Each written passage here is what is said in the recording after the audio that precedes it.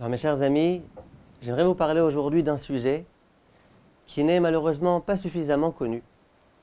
Il s'agit de demander à un non-juif de procéder à un travail interdit le jour de Shabbat pour moi.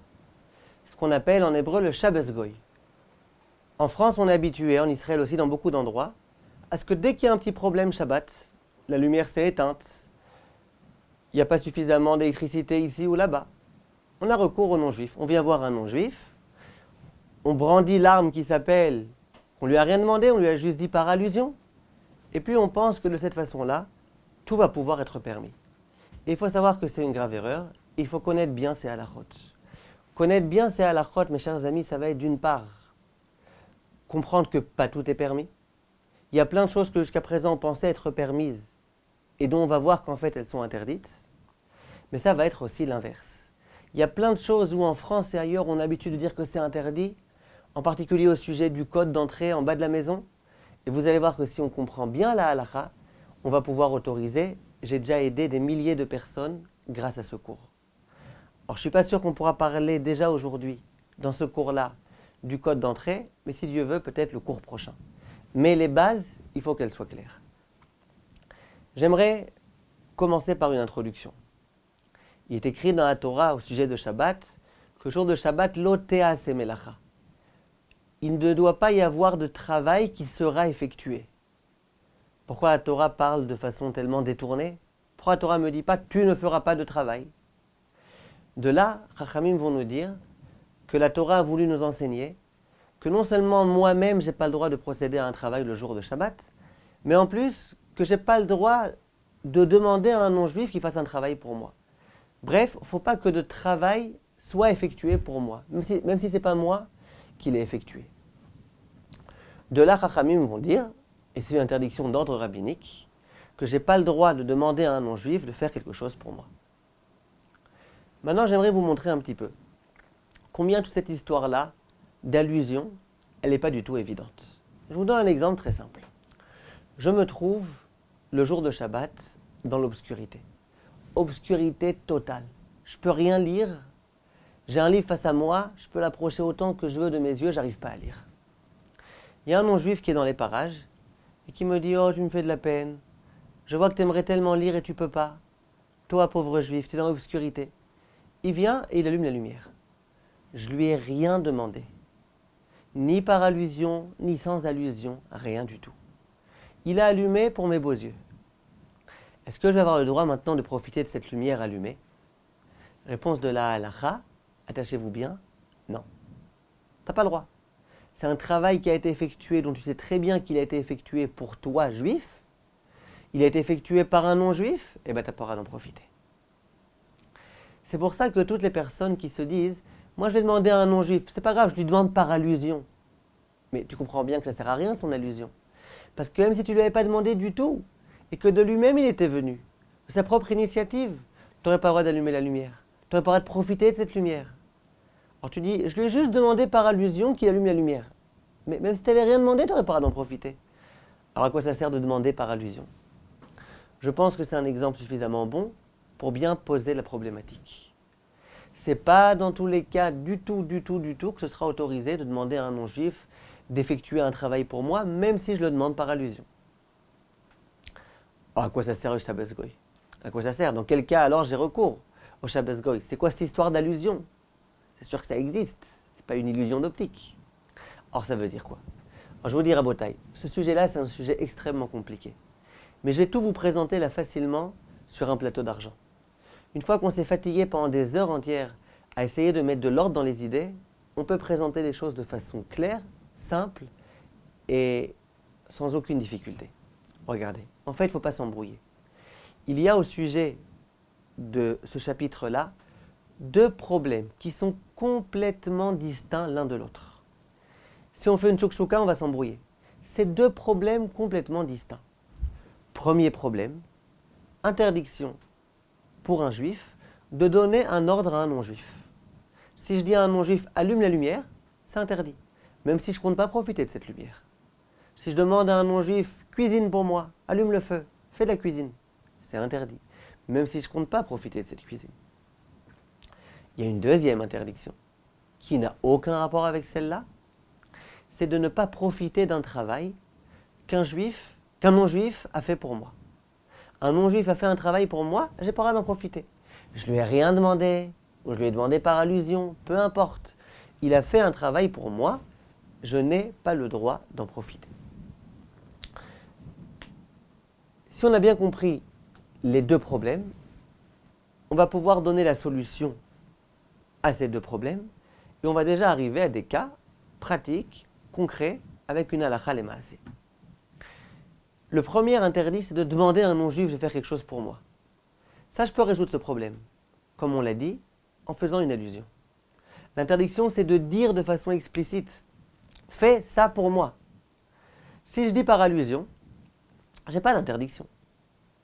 Par exemple, si je dis à un non-juif non pas « allume-moi la lumière » ou non pas « débrouille-toi pour que la lumière soit allumée », mais je lui dis « regarde, je suis dans l'obscurité, vraiment, c'est difficile, je suis dans l'obscurité, je ne sais pas quoi faire, je ne peux pas lire », et que le non-juif de lui-même, il allume la lumière, là, je ne lui ai rien demandé.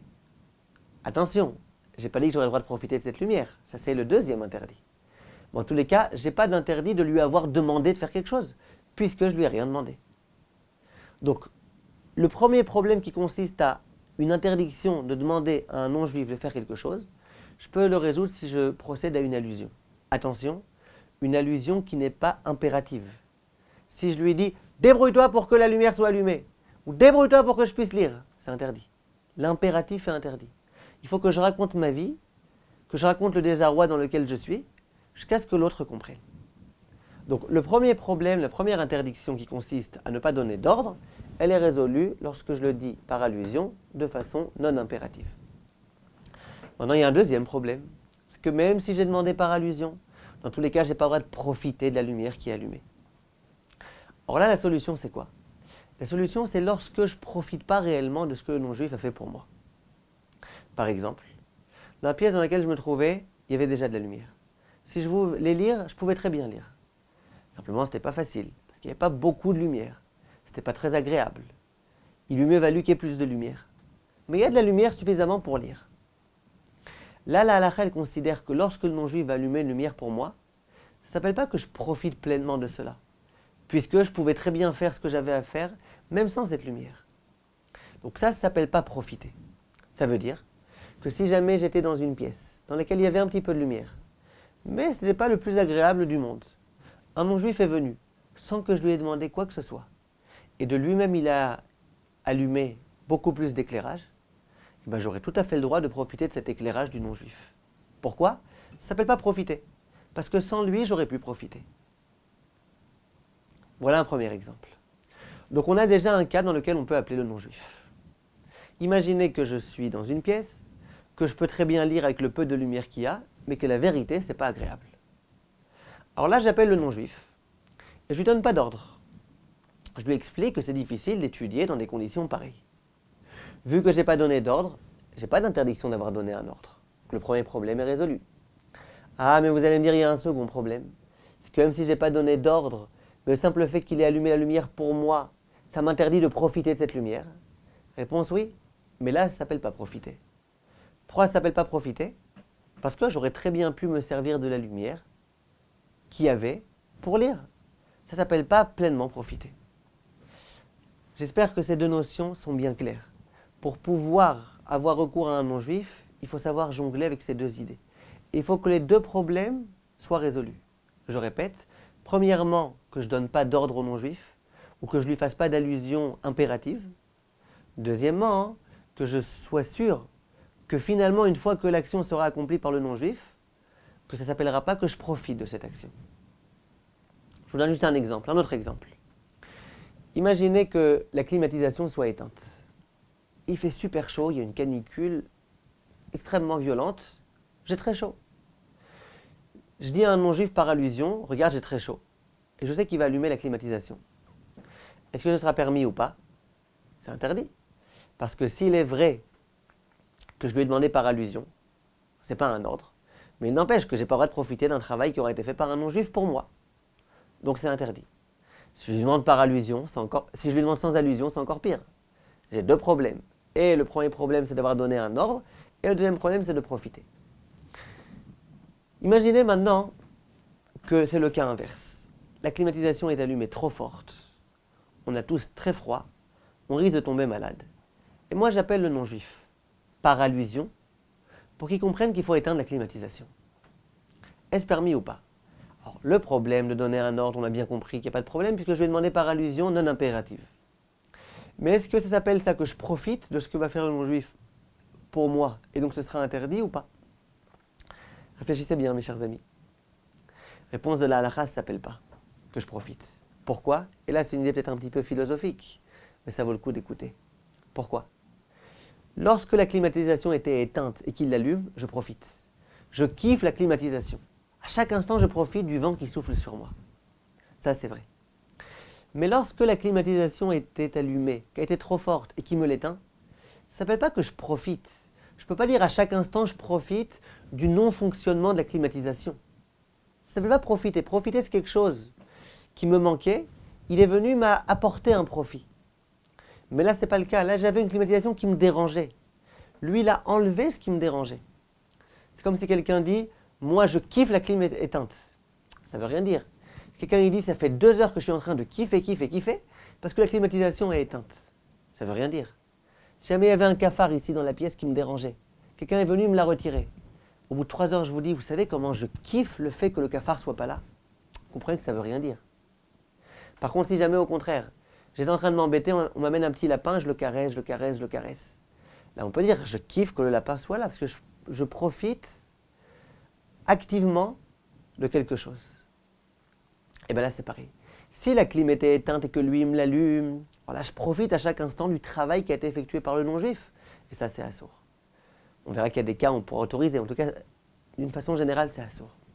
Si jamais la climatisation était allumée, et que ça me dérangeait, et que lui est venu et qu'il a supprimé ce qui me dérangeait en éteignant la climatisation, ça ne s'appelle pas que je profite. Donc je lui demande par allusion, et une fois qu'il est éteint, ça ne s'appelle pas que je profite. Pareil pour la lumière. Si la lumière était éteinte et que je ne pouvais pas lire du tout, et que le non-juif vient de lui-même, ou que je lui demande par allusion qu'il allume, je n'aurais pas le droit de profiter de cette lumière-là. Je n'aurais pas le droit maintenant de lire à la lumière de cette ampoule. Pourquoi? Ça s'appelle que je profite. Chaque instant où la lumière est allumée, je profite. Maintenant, imaginez le sens inverse. Je suis dans ma chambre, j'aimerais bien dormir, et la lumière est allumée. Est-ce que je peux appeler un non-juif en lui demandant par allusion d'éteindre la lumière? Je peux. Pourquoi? Je vais demander par allusion, donc ce n'est pas un ordre. Et lorsque la lumière va être éteinte, je ne peux pas dire que je suis en train de profiter de la lumière éteinte. Je profite, c'est pas ça. La lumière allumée, elle me dérangeait. Lui, il est venu, il a enlevé ce qui me dérangeait. Maintenant, on ne considère pas à chaque instant que je suis en train de profiter d'une lumière non allumée. Réfléchissez à l'idée. Je sais que c'est un petit peu complexe, c'est un petit peu philosophique même, j'allais dire. Mais réfléchissez, vous allez comprendre. La situation normale la nuit, c'est qu'il n'y ait pas de lumière. Donc quand il n'y a pas de lumière et que lui, il vient et qu'il m'amène la lumière, ça s'appelle que je profite. Mais quand la nuit, il y a une lumière qui est là, qui me dérange et qui l'enlève, ça ne s'appelle pas que je profite. Ça, c'est l'idée qui est là. Le Rav Auerbach, il rajoute un petit quelque chose. Il dit, dans tous les cas, même si la lumière était allumée, j'aurais pu dormir. J'aurais mis un espèce de masque sur les yeux qu'on met dans les avions quand on veut dormir, puis j'aurais pu dormir.